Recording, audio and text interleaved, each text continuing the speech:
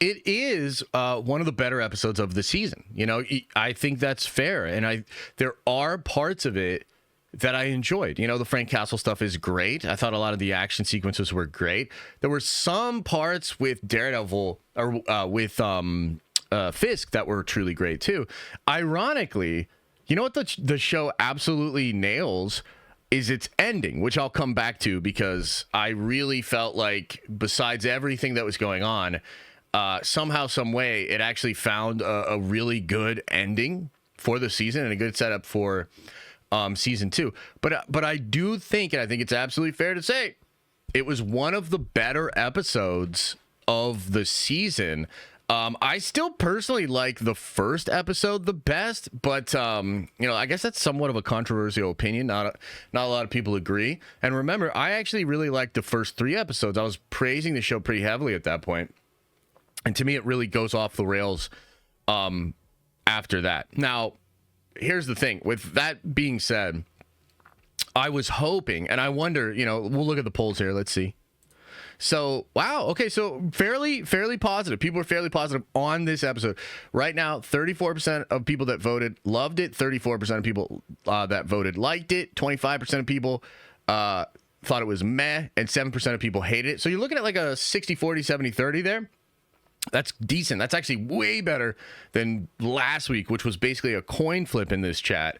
50% of people very negative, 50% of people positive. So that's kind of interesting. So I would say, again, obviously it's one of the better episodes. It has good parts. There were some scenes that actually really hit, but it's so far away from what I imagined it could be, even the finale. And I felt like the pacing was super sloppy once again. It's so all over the place. You would find moments and then jump into other moments. Like, I was really unsatisfied. So I think even though it is one of the better episodes, this episode doesn't touch some of the masterful episodes from the old Netflix show. And I would still give this episode like a 6 out of 10. Like, and that's a positive score for me compared to a lot of the other episodes, which I thought were truly awful. So I would say 6 out of 10. And I would say that this episode, if this is, because it is one of the best ones that they've done, and this is like the bar, what I hope is that there's at least some people at Marvel Studios that see this as not good enough, that see even this one of the better episodes as not good enough, because it truly is not good enough. This should be the floor, not the ceiling. And so I still cannot sit here and say that I actually really enjoyed the episode. And for me, like, here's where it's going to kind of sting, right? I remember early on in the season, I think it might have been after week 1, maybe it was after week 2. I made a statement and I said, I think what the show is proving to me is that I would literally rather watch a mid Daredevil show than a really massively put together like Agatha show. I'm flipping on that. No. I've actually changed my mind. That's not true. And this show has to be much better next season. Otherwise, like, I'm out. Like, I'm just all the way out on Daredevil and whatever they're doing. Like, that's kind of where I'm at as a fan with this whole experience. Now, again, let's sandwich it, right? Let's go back to the positive. Somehow, some way, this show manages to actually have a satisfying ending. I can't believe it.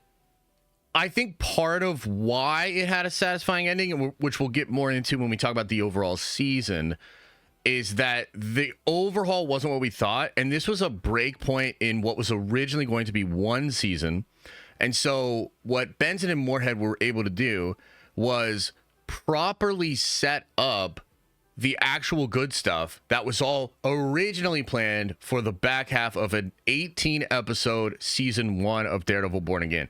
So a lot of people don't. Well, let's just table that. We'll talk more about that in the actual season thing, right? But for the sake of the show, I mean, one thing I'll say is, my God, is Karen Page great. And this is funny because I used to talk a lot of shit on Karen Page, and like, frankly, she had a lot of moments in the original show where I'm like, this fucking bitch, But after spending all of this season with all the mid-ass new characters that are just like, who the fuck are you? having Karen re-enter was truly magic. Her chemistry with Matt is incredible. Her chemistry with Frank is incredible. The dynamic between all of those three was like so fucking dynamic. The best scene in the entire episode is an offhanded scene where Matt is talking about the heartbeats of Karen and Frank and himself. You know what the scene is if you watched it. It was truly magnificent. It was like what the old Netflix show was, with subtleties, nuance, subtext. Like, my God, that was great. And there's just a lot of gold in them hills. It's almost like as soon as she entered the show, it literally became better. And so on the one hand, I'm a little butthurt that we had to wait so long for that. But at least it still exists, and it does, again, appear that that is the direction that things are going in. You know, even the stuff with Fisk, I mean, all this, like, mayoral goobly glob to lead him to the point where he's actually going to get his balls back, I haven't been a big fan of it. Having said that, when it comes together at the end, you can't help but feel satisfied as a fan of the character. He has done it. He is Kingpin, and he's, like, full-on return to form, in control, and it's great. You know, I don't know that I loved him smashing that dude's head. Oh, it kind of feels like that was Kevin Feige and me over the past couple of years, just fucking smashing my fucking head like that. But, you know, beyond that, there's a lot of juice in how that comes together at the end and what it potentially sets up for the future. It's actually like spooky. There's an actual tension to it. It seems crazy dark. It seems like it's going to be very difficult for people to overcome this. And so I thought that was fantastic. The setup for Daredevil going into the next season with needing an army, great. You know what I mean? Fantastic stuff. So it's so weird. I was like up and down on the episode, and then like the last 5 minutes, I was like, holy shit, like that's actually pretty good. That's the reason it gets a 6. Otherwise, I did think it was not that great. So I don't know. I mean, I guess, you know, give them their flowers for what they were able to accomplish, and perhaps if you're a little less of a harsh critic, maybe you appreciated some of the stuff a little bit more, and you're jiving with the show a little bit more. It would be great if we could all be at a place where we're excited for season 2. And I do think, despite all of my hangups with this season, I find myself still somehow, some way excited for season 2. So that is my thoughts on this episode. Sloppy, paced terribly.